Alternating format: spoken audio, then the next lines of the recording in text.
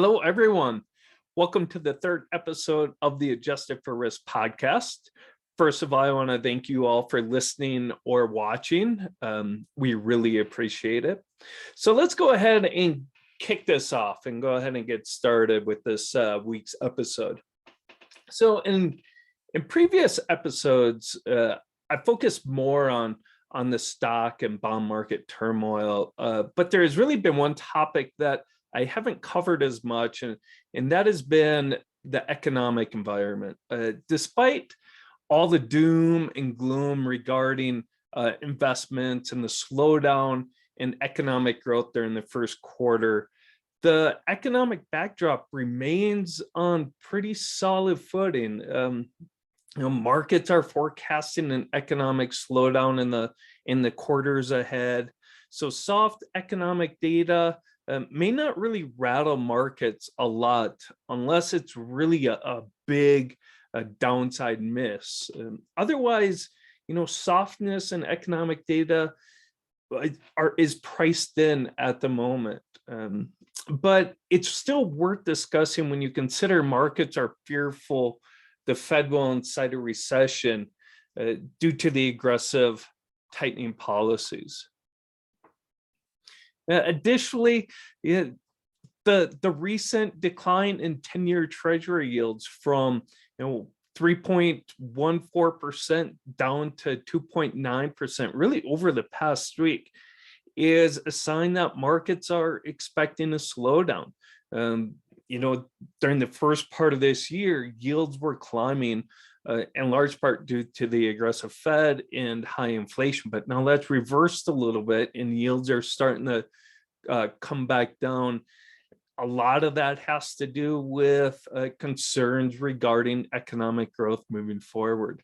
So when you consider economic growth in the first quarter fell by 1.4%. However, it didn't really sound alarms as one would think it would, because the primary driver behind the contraction was really due to a big decrease in exports of goods and services, which really is a sign of a stronger domestic economy relative to foreign countries, and a strengthening dollar, which has slowed exports.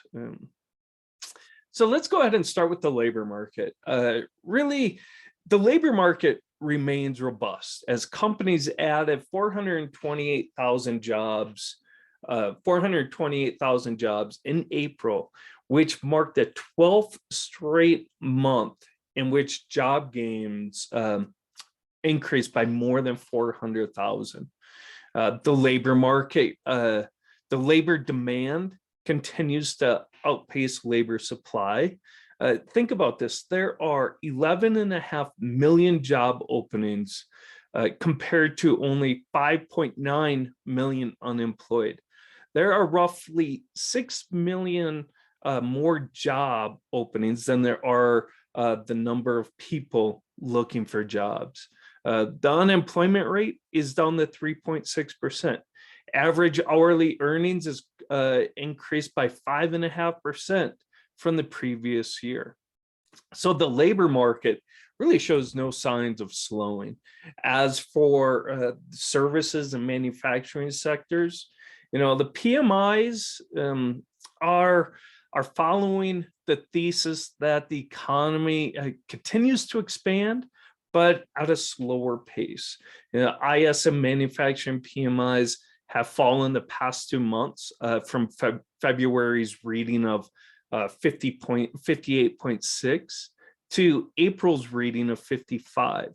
Meanwhile, the ISM services PMI fell to 57 in April from 58 in March. It has been, although the services PMI has been faring much better than the manufacturing PMIs. While both sectors are slowing, they remain above that very important 50 breakpoint level, which means that both sectors continue to expand. Household balance sheets.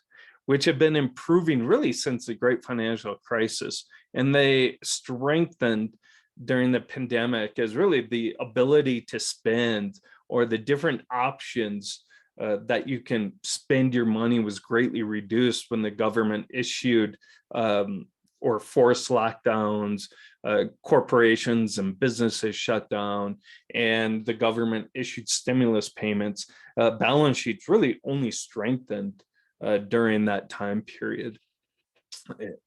Consumer spending, it continues to climb well above pre-pandemic levels and grew over 1% in March alone. Despite consumers' willingness to spend, though, today we got the University of Michigan's Consumer Sentiment Index report, which fell to its lowest level since 2011. So that decrease in consumer sentiment could be a signal of slowing ahead, particularly consumer spending. So because inflation is so high and remains stubborn, and we're going to talk more about inflation here shortly, the Fed really has its work cut out for it. And when you and will be forced to continue to its very aggressive rate hikes.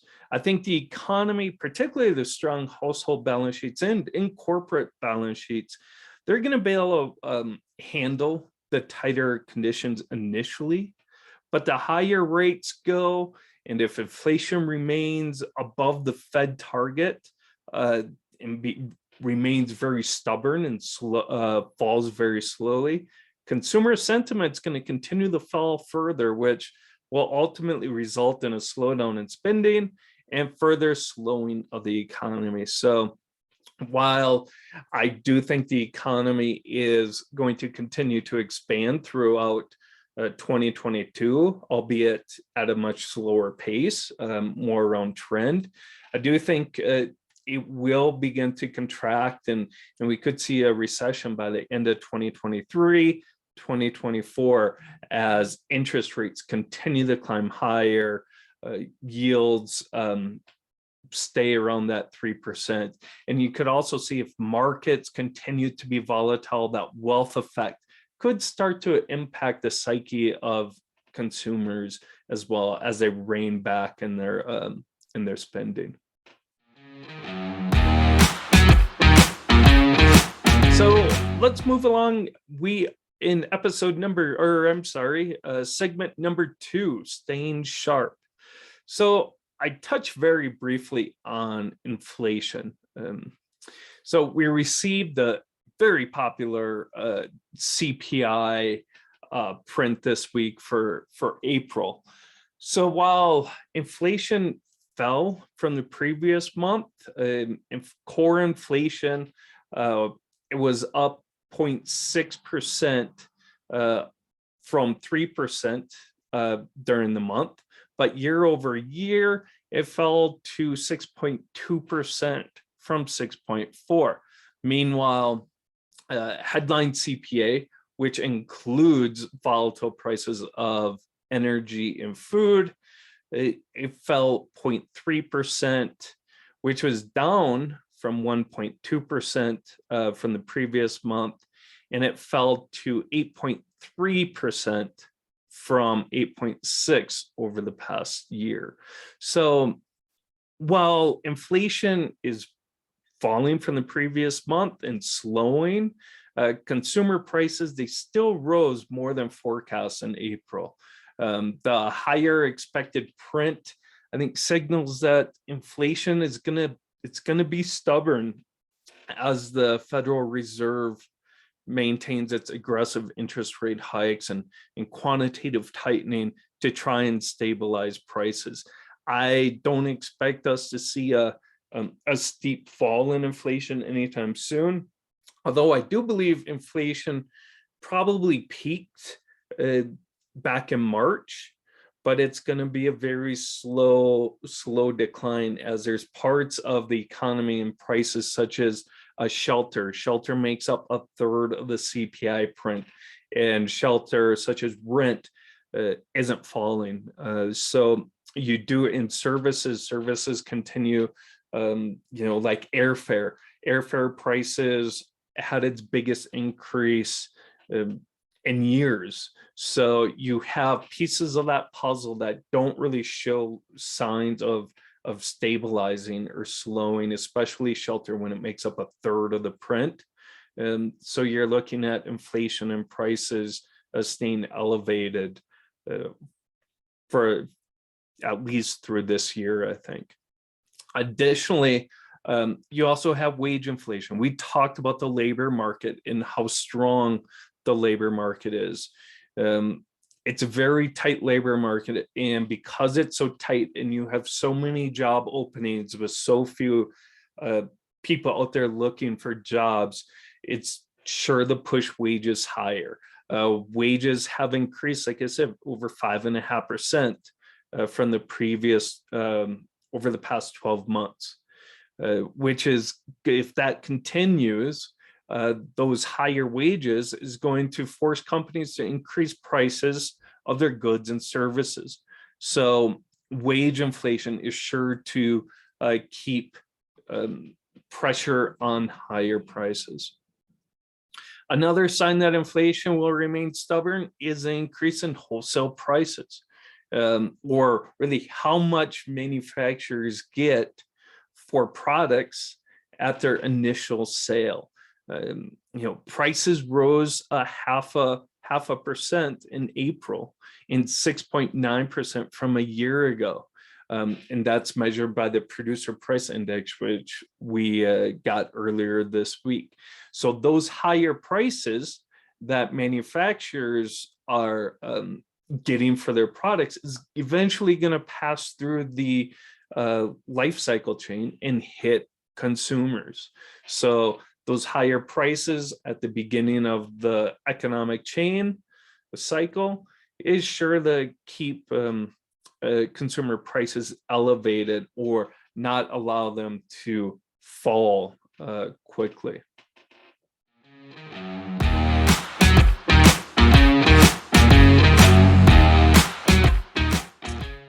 All right, moving on to our last segment, Nauman's Musings. So over the past few, I always try, it seems like every New Year's resolution it is, Ryan, let's read more. I need to read more. Well, this year I've really put more of an effort into reading more. And the current book I'm just now finishing is Liar's Poker. You're probably thinking, Ryan, you're way behind. The Liar's Poker has been out for some time, and it's a national bestseller. I should have probably read it years ago, but again, it's me saying, okay, I haven't lived up to my New Year's resolutions very well. I have to get with it and read more. So I finally am getting around to reading Liar's Poker by Michael Lewis. It's a fantastic book. It's funny. Michael Lewis is a fantastic writer, storyteller. I really enjoy it. But I think what I enjoy most is just thinking about how Wall Street was back in the early 80s. I shouldn't even say in the early 80s, throughout the 80s and even 90s, how Wall Street in the industry was, how it was full of characters. However you wanted to think of those characters, they were characters nonetheless. And when I started in the industry in 2000, 2001, there were characters. I remember there were financial advisors and brokers that I'd work with, and every day after market close, they would pull out their nice bottle of whiskey and have a drink. That I don't think is prevalent today. You name the reason, regulations or just the environment that we live in.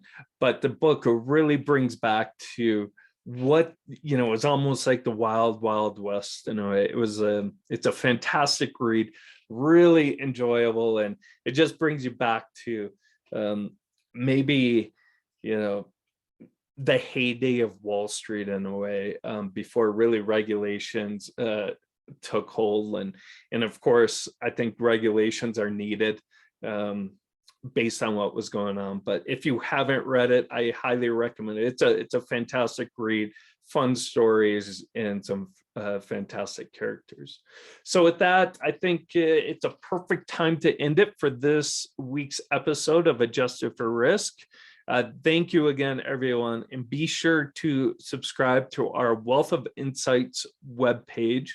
It's Wealth of Insights from 6,237 feet.com. And like and follow our Adjusted for Risk YouTube channel. Again, like and share. We really appreciate it. And we will see you next week.